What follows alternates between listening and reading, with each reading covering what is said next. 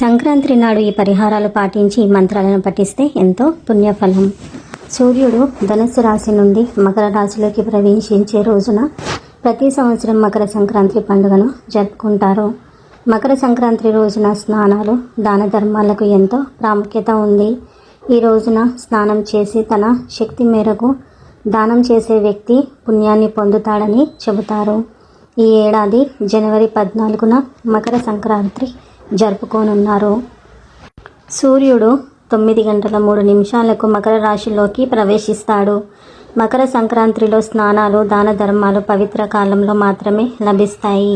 కాబట్టి ఈ సంవత్సరం మకర సంక్రాంతి నాడు ఉదయం 9:03 నుండి సాయంత్రం 5:46 వరకు పుణ్యకాలం ఉంటుందని మీకు చెబుతాము.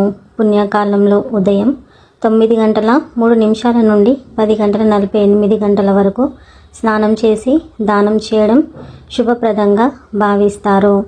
మకర సంక్రాంతి నాడు ఈ పరిహారాలు తీసుకోవడం వల్ల మీరు ప్రయోజనం పొందుతారు.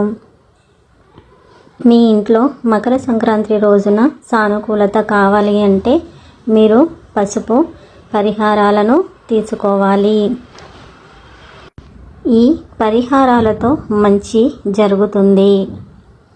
ఫ్రెండ్స్, వీడియోని చివరి వరకు చూసి లైక్, షేర్ అండ్ సబ్స్క్రైబ్ చేసుకోండి. పసుపు నివారణ కోసం మీరు ఇంట్లోని పూజ గదిని బాగా శుభ్రపరచాలి. మీ ఇంటి తలుపుకు పసుపు ముద్దను కట్టాలి. దానికి క్లాత్ చుట్టండి. ఇలా చేయడం వలన మీ ఇంటి నుండి ప్రతికూల శక్తి పోతుంది, సానుకూల శక్తి వస్తుంది. దీనితో పాటు మీరు అన్ని దిశలలో పురోగతిని పొందుతారు. రెండవది, ఈ రోజున లక్ష్మీదేవి ప్రాప్తి కోసం, సంపద కోసం గవ్వలను ఇంట్లో పెట్టండి. మూడవది, లక్ష్మీదేవి రాక కోసం ప్రధాన ద్వారం వద్ద నువ్వుల నూనె దీపం ఉంచండి. ఇలా చేస్తే కూడా లక్ష్మీదేవి అనుగ్రహం కలుగుతుంది. సంక్రాంతి నాడు ఈ మంత్రాలను జపించండి.